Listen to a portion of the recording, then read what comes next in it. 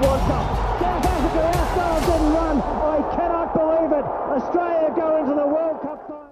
वकार यूनिस, वसीम अकरम, सईद अनवर, इंजमाम उल हक, मोहम्मद यूसुफ, राशिद लतीफ़, शाहिद अफरीदी, अब्दुल रज़ाक, अज़हर महमूद, शोएब अख्तर, सकरैन मुश्ताक, यूनिस खान, सलीम इलाही, तौफीक उमर, मोहम्मद समी। ये था पाकिस्तान का 2003 वर्ल्ड कप का स्क्वाड। नाम बड़े, एक्सपेक्टेशंस उससे भी ज़्यादा। 2003 का टूर्नामेंट वर्ल्ड कप का 8वां एडिशन था और सिवाय पहले वर्ल्ड कप के 1979 से 1999 तक पाकिस्तान हर टूर्नामेंट में कम से कम नॉकआउट्स तक पहुंचता रहा। 1999 में तो टीम फाइनल तक गई थी। उस टीम के कुछ स्टार्स तब अपना पहला वर्ल्ड कप खेल रहे थे और 4 साल बाद एक्सपीरियंस के साथ वापस आए। लेकिन किसी ने नहीं सोचा था कि 2003 का वर्ल्ड कप पाकिस्तान फैंस के लिए इतना मायूस कुन साबित होगा। एक ऐसा टूर्नामेंट जहां इतनी ताकतवर टीम सिर्फ नेदरलैंड्स और नामीबिया के खिलाफ जीत पाई। आज की इस वीडियो में हम बात करेंगे पाकिस्तान के 2003 वर्ल्ड कप कैंपेन के बारे में, जहां वो टीम जो 1999 में फाइनल तक पहुंची थी, 4 साल की तैयारी के बाद बिल्कुल भी फैंस की उम्मीदों पर खड़ा नहीं उतर पाई।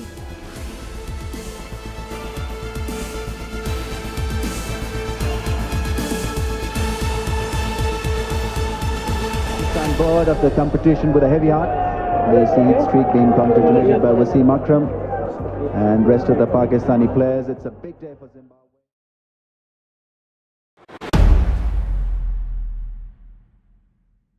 पार्ट 1, वर्ल्ड कप से पहले की कहानी। साल था 2002। वर्ल्ड कप सिर्फ कुछ महीने दूर था। चैंपियंस ट्रॉफी के पहले ही राउंड में टीम टूर्नामेंट से बाहर हो गई और उसके बाद वर्ल्ड कप से पहले तैयारी के लिए सिर्फ 2 ही सीरीज मिली। एक जिम्बाब्वे के खिलाफ जिसे पाकिस्तान ने 5-0 से जीता और दूसरी साउथ अफ्रीका के खिलाफ जहां 4-1 से हार गए। अगर टीम का फॉर्म देखा जाए तो जैसे जैसे वर्ल्ड कप करीब आता गया परफॉर्मेंस और भी इनकंसिस्टेंट होती गई। लेकिन पीसीबी का कहना था कि वो नए प्लेयर्स और कॉम्बिनेशंस के साथ एक्सपेरिमेंट कर रहे थे। बोर्ड ने पहले 30 प्लेयर्स की स्क्वाड बनाई जिसमें से 15 को ड्रॉप किया गया।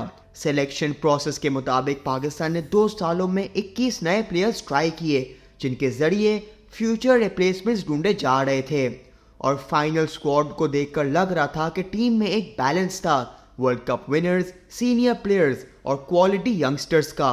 क्रिकेट वर्ल्ड कप पहली बार साउथ अफ्रीका में हो रहा था और ये अपने आप में एक अलग चैलेंज था।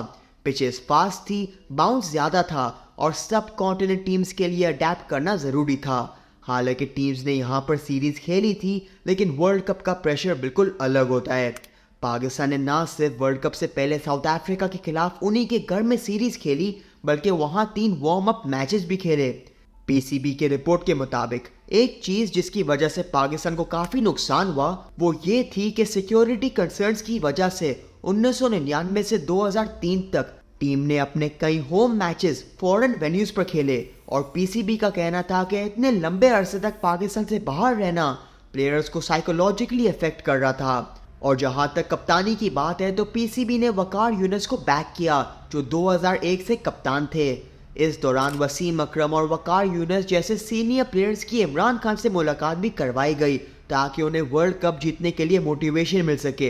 रिपोर्ट्स के मुताबिक कुछ सीनियर प्लेयर्स के आपस में इश्यूज भी थे जिसकी वजह से 5 सीनियर प्लेयर्स और टीम मैनेजमेंट की पीसीबी चेयरमैन के साथ मीटिंग करवाई गई। मीटिंग में सबको समझाया गया कि आपस के तमाम इख्तलाफात एक तरफ रखकर सिर्फ पाकिस्तान के लिए खेलना ज़रूरी है, मगर शायद ये इशू सॉल्व नहीं हो पाए। जिम्बाब्वे वाले मैच से एक दिन पहले प्रैक्टिस सेशन के दौरान इंजमाम उल हक की अपनी टीममेट्स के साथ बहस हो गई जिसके बाद वो प्रैक्टिस छोड़कर वापस चले गए। एक तरफ कुछ रिपोर्ट्स का कहना था कि इंजमाम उल हक की यूनिस खान से बहस हो गई थी जब टीम प्रैक्टिस सेशन के दौरान फुटबॉल खेल रही थी। सईद अनवर ने बीच में आकर मामला ठंडा करने की कोशिश की लेकिन बात और बिगड़ गई और इंजमाम उल हक का उनसे भी झगड़ा हो गया। कई रिपोर्ट्स इस वाक़ये को कंफर्म करती हैं जबकि दूसरी रिपोर्ट्स ये कहती हैं कि इंजमाम उल हक की तबीयत ठीक नहीं थी, इस वजह से वो प्रैक्टिस सेशन छोड़कर होटल वापस चले गए। लेकिन सबसे अहम बात ये थी कि पीसीबी ने टूर्नामेंट से पहले ही प्लेयर्स के साथ मीटिंग की थी। फिर भी ऐसी खबर का बाहर आना एक इशारा था कि शायद टीम के अंदर कुछ मसाइल मौजूद थे। दुनिया के कई फॉर्मर क्रिकेटर्स ने पाकिस्तान को एक डार्क हॉर्स कहा, एक ऐसी टीम जो किसी भी टीम को हराने की ताकत रखती है और फैंस हर बार की तरह बड़ी उम्मीदें लेकर पाकिस्तान को सपोर्ट कर रहे थे। टीम बेशक पेपर पर स्ट्रॉन्ग थी, लेकिन सवाल तब भी उठ रहे थे और ये वो सवाल हैं जो वर्ल्ड कप के बाद बिल्कुल वैलिड साबित हुए। सबसे पहले बात हुई अजहर महमूद के सिलेक्शन की। ESPN की एक रिपोर्ट के मुताबिक उन्हें टीम में सिर्फ इस वजह से शामिल किया गया क्योंकि उन्होंने 5 साल पहले साउथ अफ्रीका के टूर पर अच्छी परफॉर्मेंसेस दी थी। रीसेंट परफॉर्मेंसेस पर ज़्यादा तवज्जो नहीं दी गई, जबकि टीम मैनेजमेंट को उनकी फिटनेस पर भी कंसर्न्स थे। इन सब के बावजूद उन्हें स्क्वाड में रखा गया और वर्ल्ड कप के दौरान सिर्फ आखिरी मैच में उन्हें खिलाया गया। दूसरी बात हुई टीम कॉम्बिनेशन की। पाकिस्तान ने स्क्वाड में ऑलराउंडर्स को काफ़ी बैक किया था। शायद इसी वजह से पाकिस्तान सकलैन मुश्ताक जैसे क्वालिटी स्पिनर को प्लेइंग 11 में फिट ही नहीं कर पाया और कप्तानी पर भी सवाल उठ रहे थे। आखिर वर्ल्ड कप से पहले परफॉर्मेंसेस काफ़ी इनकंसिस्टेंट रही थी और जब बात वकार यूनुस की कप्तानी की होती है तो उनकी लीडरशिप में कई फ्लॉज नजर आए। हम इस वीडियो में आगे इन मैचेस के बारे में तफसील से बात करेंगे, लेकिन अगर अभी एक हल्की सी नज़र डालें, जैसे इंग्लैंड वर्सेस पाकिस्तान के मैच को देखें, तो जब इंग्लैंड का स्कोर 118 पे 5 था तो मोमेंटम पाकिस्तान के पास था। कप्तान के पास ऑप्शन था कि वो वसीम और शोएब से ओवर्स करवा सकते थे, लेकिन उन्होंने आफरीदी और रजाक को चुना। हाँ, दोनों इकोनॉमिकल ज़रूर थे, लेकिन अग्रेसिव ऑप्शन ना लेने की वजह से इंग्लैंड ने कमबैक कर लिया। पाकिस्तान ये मैच हार गया। ऑस्ट्रेलिया वाले मैच में भी कुछ ऐसा ही हुआ था। ऑस्ट्रेलिया एक वक्त पर 146 पे 5 पर था, लेकिन फिर भी वो 300 पार कर गए। ऐसा लगता था कि वकार यूनुस हर दफ़ा 50 ओवर्स पूरे करवाने वाली स्ट्रैटेजी के साथ फील्ड पर उतरते थे और इसी डिफेंसिव माइंडसेट के चलते पाकिस्तान एक अच्छी पोजीशन में होने के बावजूद मैच जीत नहीं पा रहा था। इंडिया के खिलाफ भी यही हुआ। पाकिस्तान ने एक सॉलिड टोटल सेट किया, लेकिन उस टोटल को डिफेंड नहीं कर पाए। शोएब अख्तर ने हारने का इल्ज़ाम सीधा वकार यूनुस पर लगाया था। पार्ट 2, बैटर्स की खराब कारकर्दगी और टीम मैनेजमेंट का डिजास्टर। इस टूर्नामेंट में सबसे ज़्यादा मायूस पाकिस्तान की बैटिंग ने किया। मिडिल ऑर्डर ने वैसे ही उम्मीदें तोड़ दी, लेकिन उससे भी बड़ा मसला था प्लानिंग का टोटल फेलियर। ग्रुप स्टेज के तकरीबन हर मैच में टॉप ऑर्डर में चेंजेस नजर आए। जब 4 साल मिले थे एक स्ट्रॉन्ग और सेटल टीम बनाने के लिए, तो इतना कंफ्यूजन क्यों? ये सिर्फ पुअर प्लानिंग नहीं थी, बल्कि टीम मैनेजमेंट और कप्तान का अपनी टीम पर भरोसा ना होने का सबूत था। Versus Australia, openers Taufeeq Umar और Shahid Afridi, 1 down Saleem Elahi. Versus Namibia, opener Saeed Anwar और Saleem Elahi, 1 down Younis Khan. Versus England, opener Saeed Anwar और शाहिद अफरीदी, 1 डाउन इंजमाम उल हक और यूनुस खान को मिडिल ऑर्डर में डाल दिया गया। Versus Netherlands, openers Taufeeq Umar और सईद अनवर, 1 डाउन अब्दुल रजाक और अब इंजमाम उल हक को मिडिल ऑर्डर में डाल दिया गया। इंडिया के खिलाफ टॉप ऑर्डर सेम रहा और आखिरी मैच में ओपनर्स थे सईद अनवर और सलीम इलाही, 1 डाउन मोहम्मद यूसुफ। हर मैच में नए कॉम्बिनेशन ट्राई किए गए, इस वजह से मिडिल ऑर्डर भी कभी सेटल नहीं हो पाया। जब ओपनर्स बदलते रहे तो जाहिर सी बात थी कि पूरी बैटिंग लाइनअप अफेक्ट हुई। इंजमाम उल हक जैसे क्वालिटी प्लेयर भी 6 मैचेस में सिर्फ 19 रन बना पाए 3.16 की एवरेज के साथ। और सबसे बड़ी बात यह थी कि पाकिस्तान 2 हफ्ते पहले साउथ अफ्रीका पहुंच गया था और 3 वार्म अप मैचेस भी खेले, तो ये प्रॉब्लम्स उस वक्त क्यों एड्रेस नहीं किए गए? चेस करते वक्त तो हालत और भी खराब रही। वर्सेस ऑस्ट्रेलिया, टारगेट 311, आधी टीम 103 पर आउट। वर्सेस इंग्लैंड, टारगेट 247, आधी टीम 59 पर पवेलियन वापस जा चुकी थी। पीसीबी का कहना था कि प्लेयर सिर्फ 20, 30, 40 रन बनाकर पुअर शॉट्स खेल रहे थे। किसी में भी बड़ी इनिंग्स खेलने का जज्बा दिखाई नहीं दिया। पार्ट 3, पाकिस्तान के मैचेस। पाकिस्तान सिर्फ नामीबिया और नेदरलैंड्स के खिलाफ मैच जीतने में कामयाब रहा। बाकी तमाम मुकाबलों में टीम ने फैंस को मायूस किया। इंग्लैंड वर्सेस पाकिस्तान, इंग्लैंड ने पाकिस्तान को 247 का टारगेट दिया और जब पाकिस्तान की बैटिंग शुरू हुई तो इंग्लैंड के पेसर्स ने कंडीशंस का फ़ायदा उठाया और पाकिस्तान सिर्फ 134 रन पर ढेर हो गया। That's the way to finish it off. Well, the entertainment comes to a close, the match comes to a close. England have done what they came to do here, and they've won this match now, comfortably, convincingly by 112 runs. It's Andrew Flintoff. Afridi 6 run, Inzamam 0, Yousuf 0, Younis 5, Razzaq 11, Rashid 0, Wasim 7, Saqlain 12, Waqar 2। Pakistan सिर्फ 31 overs खेल सका और 112 run से ये match हार गया। Australia versus Pakistan. Match के शुरुआत में पाकिस्तान की बॉलिंग बेहतरीन थी। जब लग रहा था कि ऑजीज एक अच्छी पार्टनरशिप बना रहे हैं, पाकिस्तान विकेट लेने में कामयाब हो रहा था। स्कोर कार्ड कुछ यूँ था: 10 पे 1, 52 पे 2, 52 पे 3, 86 पे 4, 146 पे 5। लेकिन ऑस्ट्रेलिया ने कमबैक किया और 310 रन का पहाड़ खड़ा कर दिया। एंड्रू साइमंड्स के लिए पाकिस्तान के पास कोई जवाब नहीं था और पाकिस्तान के बैटर्स ने फैंस को मायूस कर दिया। हैरानी की बात यह थी कि ऑस्ट्रेलिया के स्पिनर ब्रैड हॉग ने 3 विकेट्स लिए, जबकि पाकिस्तान से शाहिद अफरीदी ने 9.3 ओवर्स में 63 रन्स दिए बिना कोई विकेट लिए। अफरीदी का रोल टीम में बेशक एज एन ऑलराउंडर था और वो अपनी बैटिंग से भी कंट्रीब्यूट करते थे, लेकिन गेंदबाजी के मामले में उनके साथ दूसरे एंड पर किसी स्पेशलिस्ट स्पिनर को ना खिलाना शायद कप्तान और मैनेजमेंट का एक गलत फैसला साबित हुआ।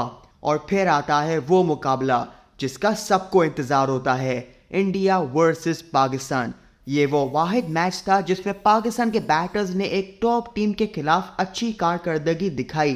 पाकिस्तान ने टॉस जीतकर पहले बैटिंग की और 273 रन का टोटल बोर्ड पर लगाया, एक ऐसा स्कोर जो डिफेंड किया जा सकता था। लेकिन इंडिया ने शुरू से ही अटैकिंग अप्रोच अपनाई। सचिन तेंदुलकर ने शोएब अख्तर के पहले ही ओवर में 1 छक्का और 2 चौके मारकर ये साफ कर दिया कि इंडिया किस इंटेंसिटी के साथ खेलने वाली है। इसके बावजूद पाकिस्तान के पास अब भी जीतने का चांस था। In the air, taken. Waqar Yunus getting the ball pitched up. Sehwag going on the drive, hitting it uppishly. Afridi making no mistake. And Pakistan draw first blood. That's wrapped on the pads. That is close. Easy picked up. That was always going to be out. Caught on the crease. A double break here for Pakistan. एक वक्त पर India का score 177 पे 4 था और match फंस गया था। सचिन आउट हो चुके थे और पाकिस्तान के पेसर से उम्मीदें बनी हुई थी, लेकिन उसके बाद इंडिया ने मैच को वन साइडेड बना दिया और 6 विकेट से जीत हासिल की। Pakistan versus Zimbabwe. आखिरी मैच जिम्बाब्वे के खिलाफ था।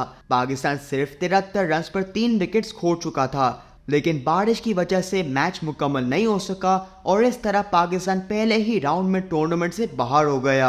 No result, and as a result, the Zimbabweans, they qualify for the Super 6 stage.